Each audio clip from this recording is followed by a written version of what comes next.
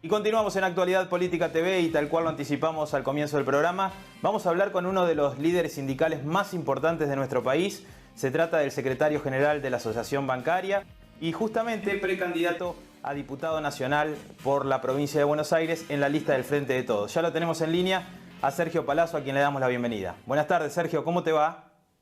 Hola, ¿qué tal a ambos? A Fernando, a Martín, felicitaciones por el programa y una gran alegría que estén en pantalla ahora y que podamos compartir estos minutos. Muchísimas gracias, Sergio, muy amable. Bueno, Sergio, vos que sos uno de los más prestigiosos líderes sindicales de nuestro país y además liderás la corriente federal, lo que te quería preguntar es ¿por qué querés ser diputado nacional?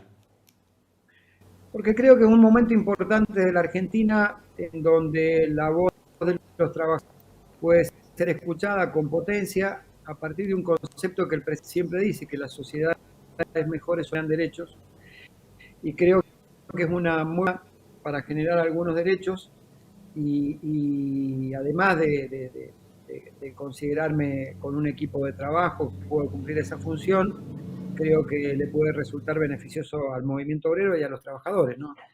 Así que bueno, y con la expectativa de ayudar en este proceso electoral al frente de todos, es que estoy dentro de la lista de diputados nacionales de la provincia de Buenos Aires. Sergio, lo cambio un poquito de tema, le pregunto sobre un tema que está haciendo mucho ruido actualmente en la agenda pública, es sobre la vacunación de los trabajadores. El titular de la Unión Industrial Argentina, Daniel Funes de Rioja, se expresó de manera, digamos, pongámosle muy irresponsable, diciendo que los trabajadores que no reciban las 2 dosis de vacunas no van a recibir su sueldo. ¿Usted está de acuerdo con esto? ¿Qué le parece? ¿Qué lectura hace de estas declaraciones de Funes de Rioja? Te dividiría en dos la respuesta. Uno, la lectura que hago de lo que dijo Funes de Rioja. Dos, de la medida concreta respecto a la nación y a los trabajadores que no se quieren vacunar. La primera de ellas es que claramente la Unión Industrial, desde el inicio del proceso de la pandemia, cuando el ministro de Trabajo emitió un decreto para que no hubiera despido, ha querido sistemáticamente hacer despidos y ha protestado por ese decreto. Quizás el impulso que él le quiera dar tenga que ver con eso. Con respecto a la medida en sí, yo creo que toda vez, primero no creo que hay mecanismos previos de diálogo entre los sectores sindicales, las empresas y el Estado para no llegar a tener que no pagarle a un trabajador que no se vacuna, sino a través de algunas advertencias que se puedan hacer y que se puedan establecer cuáles serían los mecanismos, lograr al convencido al trabajador se tiene que vacunar. No obstante ello, sí creo que toda vez que todos los trabajadores hayamos tenido la posibilidad de vacunarnos y no exista una contraindicación médica, aquellos trabajadores que no quieren vacunarse no pueden poner en riesgo la vida y la salud de los demás trabajadores en la medida que esta enfermedad siga siendo, deje de ser letal, será una opción que pueda tomar como cualquier persona. Pero en el mientras tanto creo que si hay letalidad, hay unos niveles de contagios muy fuertes que afectan a otros compañeros, me parece que los trabajadores deberían estar todos vacunados, los que estén en un establecimiento presencial. Claro, y desde los bancos, que es el sector que usted representa, digamos, los dueños de los bancos y los propietarios de los bancos, ¿ya se han expresado al respecto? ¿Hay alguna iniciativa al respecto de exigir a los trabajadores bancarios de estar vacunados para volver a sus puestos de trabajo? No ha habido ninguna expresión pública que yo haya escuchado, tampoco me lo han transmitido y hemos tenido reuniones hace poquito con ellos por un tema que estamos discutiendo de teletrabajo y de vacaciones pendientes de los trabajadores. No me lo han transmitido hasta ahora. Creo que hay un nivel de racionalidad importante. La mayoría de los bancarios lo que quiere es vacunarse, terminar su ciclo de vacunación y seguramente cuando ya la mayoría de los ciudadanos argentinos esté vacunado y se recobre una nueva normalidad, somos una de las actividades que ha trabajado siempre. Es más, los bancarios hemos sido pro vacuna porque hemos solicitado inclusive que se nos considerara trabajadores esenciales para la vacunación. En algunas provincias se logró, en otras no, pero bueno, la mayoría de los bancarios lo que buscan es vacunarse, no hay una expresión antivacuna dentro de nuestros afiliados. Sergio, te llevo más al plano de la gestión de Alberto Fernández. Primero preguntarte cómo está tu relación con el presidente y segundo, cómo estás viendo este año y 8 meses de gobierno de Alberto. Sí, cómo no. Sí, tengo una muy buena relación con el presidente, siempre lo he dicho, él también lo ha transmitido en actos públicos en la bancaria, que inclusive en lo personal me considera su amigo. Acompaño su gestión, la relación es excelente, como te vuelvo a decir, es más, me felicitó y me dijo que era un orgullo que fuera a estar dentro de los legisladores del bloque del Frente de Todo cuando pueda ser electo. Y en cuanto a la gestión, yo creo que es un presidente que con menos recursos ha hecho mucho más que el presidente anterior. Si cuando uno mira a lo que fue 4 años de gestión que nos dejaron con una alta tasa de desempleo, una caída del salario del 20%, la actividad industrial con el 50% ocioso, una deuda impagable, y se encuentra un gobierno que a los 2 meses o 3 meses de asumir se topa de frente con una pandemia de las características de esta, que la gente se infecta y se muere, y con los pocos recursos que tiene, porque este gobierno no tuvo los recursos extraordinarios de la asistencia financiera internacional privada o de organismos del Estado. No solamente no la tuvo, tuvo que empezar a pagar intereses hasta que logró el acuerdo con los acreedores privados. Es decir, tuvo menos ingresos a la Argentina. Después menos ingresos fiscales, porque producto del confinamiento hubo restricciones económicas, hubo actividades que no funcionaron. O sea, por 2 vías tuvo menos ingresos y tuvo salidas porque tuvo que pagar intereses.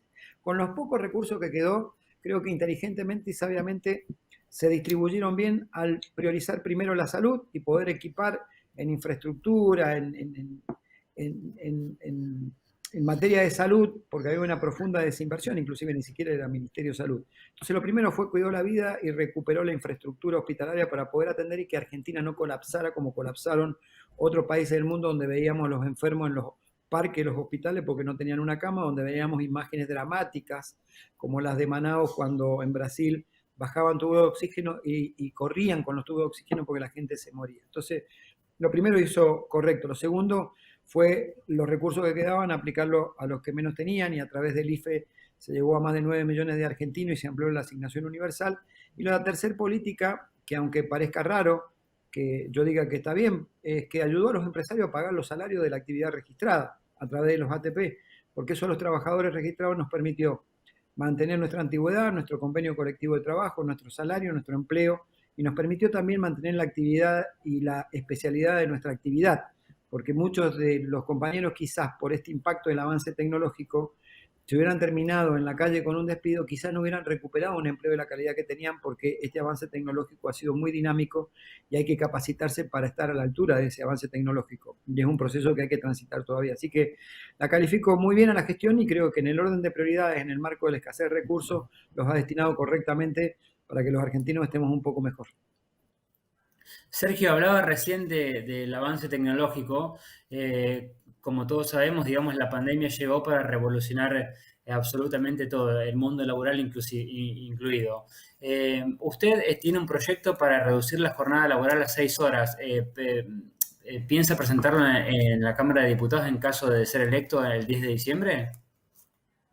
Yo creo que hay que dar la discusión de la reducción de la jornada de trabajo, lo he dicho siempre. Ya hay proyectos, algunos establecen 4 días en la semana, otros establecen 6 horas diarias, otros 40 semanales. Creo que hay 3 o 4 proyectos en el Congreso. Yo creo que hay que unificarlos, hay que ir progresivamente disminuyendo la jornada de trabajo. Creo que hay elementos suficientes como para que esto sea un proyecto que tenga un final feliz para los trabajadores. En principio porque hay antecedentes históricos. Cuando la primera revolución industrial de 12 horas se concluyó en que se iban a trabajar 8 horas de trabajo, fue uno de los efectos de lo que fue la primera revolución industrial. Hoy, que es la cuarta, la de la cibernética, la robótica, me parece que también hay que discutir este punto. Es decir, desde antecedentes históricos uno puede tener, empezando por ese, un montón. Lo segundo, porque el mundo va hacia eso. Cuando uno mira los países del mundo con mayor carga horaria, se encuentra que Argentina es uno de los países que mayor carga horaria tiene al tener 48 horas semanales, inclusive en la propia región, salvo Argentina, Bolivia, Paraguay, Perú y Uruguay, que tienen 48 horas como máximo de jornada laboral. Los demás países tienen menos. Tercero, porque no han habido rebajas salariales cuando esto se ha producido en los distintos lugares del mundo. Y cuarto, también porque justamente lo que hablábamos recién, el impacto tecnológico ha servido para mejorar la productividad por trabajador, y ese excedente de productividad ha generado una mayor renta al sector empresario, que debería tener la posibilidad de seguir ganando, porque es un mundo capitalista, está claro que invierte en plata para ganar plata, pero ganar un poco menos y distribuir mejor la cantidad de horas que hay para distribuir para que haya más trabajadores en la Argentina con empleo. Y también, porque yo sé que lo que van a decir es que tiene un impacto de costo salarial que se va a traducir en precios, seguramente, si esto sucede. Esto no debería ser así, porque durante 4 años del gobierno de Macri los trabajadores en promedio perdieron entre el 20 y 25% de su salario. Quiere decir que ya tuvieron un costo salarial bajo con relación a lo que pasó con la inflación, y ese costo que puede significar disminuir está absorbido por ese dinero que pasó a ser parte de su rentabilidad. Sergio, por último de mi parte, hablabas recién de Mauricio Macri, de la gestión. ¿Vos lo calificarías como uno de los peores presidentes de la historia de la vuelta a la democracia? No tengo dudas que para mí fue uno de los peores presidentes, sí, claro, porque no solamente los índices cualquiera que uno tome le dan desfavorables, sino también porque la serie de promesas que hizo fueron incumplidas. Mi actividad, podemos decir, muchos bancarios sintieron esperanza cuando él decía que en su gobierno nadie iba a pagar ganancias, y de golpe encontramos con que 2 millones de trabajadores más pagaron ganancias y pagaron más. Es decir, hay una serie de indicadores, como te dije recién: desempleo, endeudamiento, fuga de capitales, caída de la actividad económica, particularmente la industrial, que dan cuenta que su gestión de gobierno fue muy mala. Y si a eso le agregamos deficiencias institucionales que rozan con la antidemocracia, como espiar opositores, querer encarcelar opositores, jueces que iban a jugar al pádel o al tenis y después tenían que resolver sobre la situación procesal de los opositores. Y doy un caso, no me gusta ser autorreferencial, pero necesito darlo. Y es que inclusive a mí, como secretario general de la bancaria, junto con el compañero Plaini, Yasky y Moyano, Pablo Moyano, por un paro y una marcha que hicimos, creo que fue el 29 de abril del 2019, nos terminaron denunciando por asociación ilícita ideológica. Somos los únicos denunciados por esto en democracia. Entonces quiere decir que no solo su gestión fue deficiente desde la gestión, sino que también sus conductas antidemocráticas lo ponen en el lugar de uno de los peores presidentes que tuvo la historia argentina desde el advenimiento de la democracia. Sergio, sabemos que tenés una actividad, la campaña lleva eso, así que agradecerte estos minutos y nos estaremos reencontrando tal vez previo a las PASO, o si no ya post PASO y hablando ya más de las generales. Así que desearte todo el éxito y mandarte un fuerte abrazo. Bueno, el agradecido soy yo, como siempre. La verdad que ver caras jóvenes y nuevas, pero que tienen un gran oficio y profesionalidad en la televisión como ustedes dos, me alegra mucho y les deseo lo mejor en el programa, que no tengo dudas que va a tener el éxito de la capacidad que ustedes han demostrado siempre. Abrazo grande. Muchísimas gracias, Sergio. Un fuerte abrazo. Ahí estaba Martín, Sergio Palazzo, uno de los sindicalistas más importantes que tiene nuestro país, además precandidato a diputado nacional y bueno, con varios títulos. Martín, Macri, uno de los peores presidentes de la historia. Sí, la verdad, muy importante y muy interesante escucharlo a Palazzo. Como decías vos en la introducción, Fernando, es uno de los líderes sindicales más importantes del país. Ahora va a pasar a jugar un rol muy clave, muy importante en la Cámara de Diputados. Así que un lujo que nos dimos aquí en Actualidad Política TV en tenerlo a Sergio Palazzo. En el próximo bloque charlamos con Miguel Ángel Pichetto. No se vayan, enseguida volvemos.